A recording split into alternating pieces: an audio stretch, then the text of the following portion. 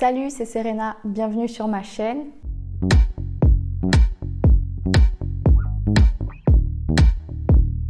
Aujourd'hui, je vais vous expliquer pourquoi c'est important d'avoir une thématique de chaîne YouTube et comment choisir sa thématique de chaîne YouTube.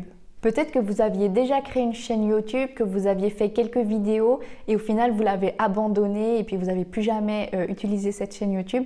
En tout cas, moi c'est ce qui m'est arrivé. J'ai déjà eu plus jeune 2 chaînes YouTube et j'avais fait quelques vidéos et puis après je l'ai abandonnée et maintenant elles sont au fin fond des oubliettes.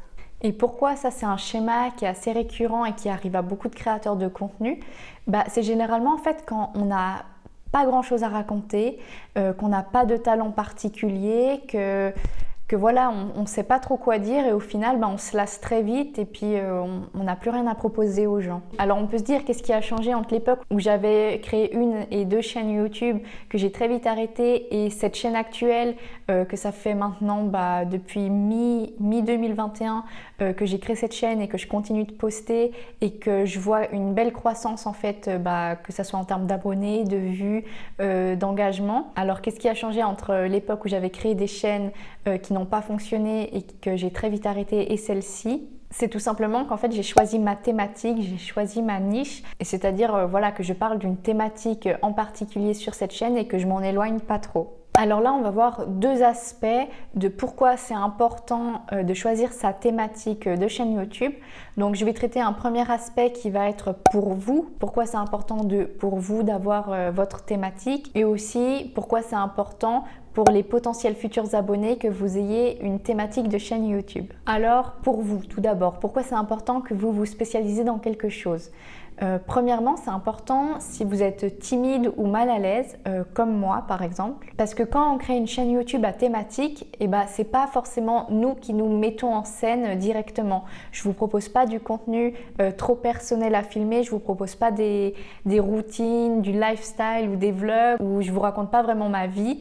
Il y a juste, vous voyez une partie de mon physique et puis le reste, c'est que je vous explique des choses sur ma thématique. Donc, ça me permet d'avoir plus de facilité de parler devant la caméra, mais directement du coup devant vous qui me regardez. Et je trouve qu'en tant que timide, c'est rassurant. C'est qu'on va pas être jugé directement sur notre vie personnelle, mais si vous me jugez, ça va être plus sur le contenu que je propose. Donc, forcément, il y aura des critiques qui seront constructives et qui vont me permettre de m'améliorer.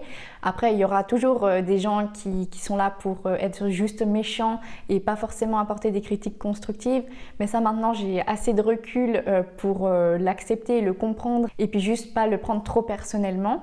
Après, bien sûr, les autres critiques qui peuvent arriver, ça va être sur le physique. C'est juste là où il faut être assez fort justement pour passer au-dessus. Mais au moins, je me dis que personne ne va juger, je sais pas, ma façon de vivre, comment je vis, qu'est-ce que je fais, avec qui je suis. C'est quand même très rassurant. Il y a quand même cette barrière au début qui permet de pouvoir créer du contenu, s'amuser sur YouTube, faire ce qu'on aime sans avoir peur d'être jugé. Et puis que si même quelqu'un de mon entourage ou quelqu'un de mon école, de mon ancienne école, trouve cette chaîne YouTube, au final, je me dis il n'y aura pas grand-chose à se moquer ou quoi parce que c'est pas ma vie que je mets en scène, c'est juste du contenu par rapport à YouTube, aux réseaux sociaux, marketing et productivité. Et deuxièmement, pour vous, pourquoi c'est important de choisir sa thématique de chaîne YouTube? C'est que aussi, si on n'a pas une forte personnalité sur YouTube, quand je dis forte personnalité, c'est pas dans le sens péjoratif, c'est juste justement d'avoir une personnalité amusante, attrayante, qui donne envie d'être suivie. Et c'est pas grave si vous n'avez pas cette forte personnalité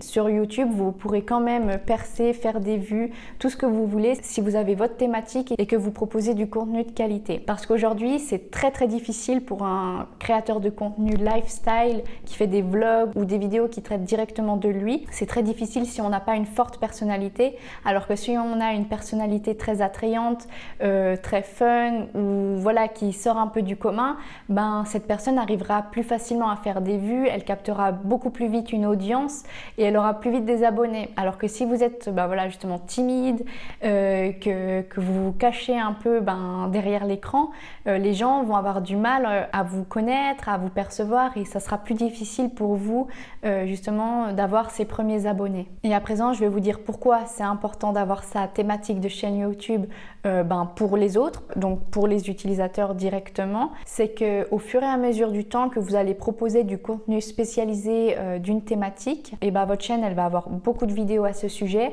Et si c'est bien exécuté, votre chaîne elle va devenir un peu une référence pour les personnes qui sont intéressées dans le domaine que vous nous partagez. Et du coup, avec les bons mots-clés, les bons titres, etc., tout le SEO qu'on a déjà parlé dans des précédentes vidéos, vous allez émerger plus rapidement sur YouTube et vous aurez plus facilement les premiers abonnés, les premiers vues, les premiers likes. Ça va se faire progressivement, mais au moins vous allez voir une évolution au fil du temps. Et puis les abonnés viendront plus vite que si vous n'êtes pas spécialisé. Également, d'avoir une thématique de chaîne YouTube, pour vous, ça va être beaucoup plus facile de créer du contenu à ce sujet. Pourquoi? Tout simplement parce que déjà c'est une thématique que vous aurez choisie et c'est une thématique donc je suppose qui vous passionne si vous avez envie de la partager avec une audience. Donc les recherches seront beaucoup plus faciles à faire de votre côté pour pouvoir nous présenter les nouveautés de votre thématique et aussi de pouvoir nous parler avec passion de votre sujet. À présent, je vais vous montrer comment vous pouvez choisir votre thématique de chaîne YouTube si vous ne savez pas encore de quoi vous voulez nous parler. Alors, je vais vous poser une série de questions que vous allez devoir répondre. Donc, vous pouvez prendre un papier et écrire. Comme ça vous servira un peu de repère pour les prochaines fois quand vous allez vraiment vous mettre à fond pour votre chaîne YouTube. Premièrement, c'est de quoi êtes-vous passionné? Quels sont les sujets que vous pouvez parler pendant des heures ou que vous avez envie de nous partager? Quand vous êtes avec, par exemple, vos amis, votre famille ou quelqu'un de proche, c'est quoi les sujets que vous amenez facilement et sur lesquels vous pouvez parler pendant des heures? Ensuite, deuxième question, sur quel sujet, sur quelle thématique vous êtes curieux? C'est-à-dire sur quel sujet vous vous renseignez, que ce soit quotidiennement ou hebdomadairement, mais sur quoi, sans forcément vous en rendre compte, mais vous faites des recherches, que ce soit en lisant des articles, en regardant des vidéos, même en pratiquant, si par exemple votre passion c'est un sport en particulier, sur quel sport vous vous dirigez naturellement, enfin voilà. Et c'est très important de se poser ces questions, parce que si vous souhaitez faire YouTube, je pense que vous souhaitez faire sur le long terme, pour bien sûr pouvoir développer votre chaîne YouTube, et il faut savoir que votre sujet, il va évoluer avec le temps. Il y aura soit des nouvelles technologies, des nouvelles innovations, des nouvelles recherches. Un sujet n'est jamais vraiment mort, enfin, mis à part bien sûr quelques sujets, mais selon la thématique que vous allez choisir, il y aura forcément des nouveautés.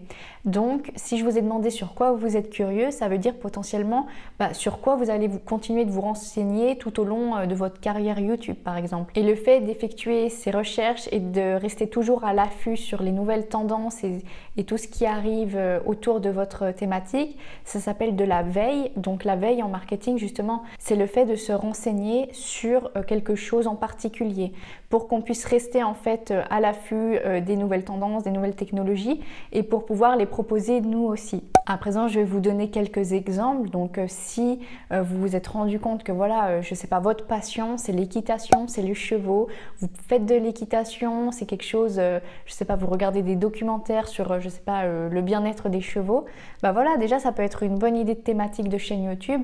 L'univers équestre, c'est quelque chose d'assez important.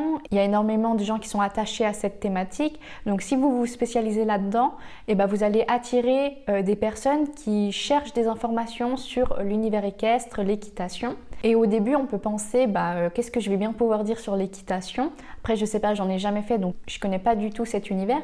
Mais déjà, j'imagine que vous pouvez proposer des contenus, par exemple, sur les différents niveaux d'équitation, les conseils pour passer différents galops, comment, par exemple, s'inscrire à tel ou tel concours, quels sont les prérequis.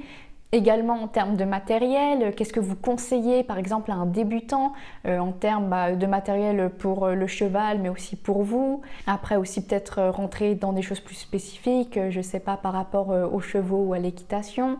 Donc voilà, rien que là, il y a énormément d'idées, énormément de contenu qu'on peut produire sur l'univers équestre par exemple. Ou un autre exemple totalement différent, si vous allez par exemple bientôt acheter un appartement, je suppose que l'achat l'achat d'un appartement, c'est quelque chose d'assez compliqué, qu'il y a énormément de procédures à faire, que c'est assez lourd, etc. Et que du coup, il y a énormément de gens qui sont en train de rechercher pour acheter un appartement, mais qui ne savent pas trop où commencer. Donc si vous êtes en plein dedans ou que vous avez déjà acheté un appartement, donc vous savez comment ça se passe, et ben vous pouvez tout à fait avoir une chaîne immobilier où vous donnez des conseils sur comment bien choisir un appartement, quelles sont les procédures à suivre, ou après par exemple où sont les meilleurs endroits pour acheter un appartement si vous êtes vraiment renseigné sur le sujet et si c'est quelque chose qui vous passionne.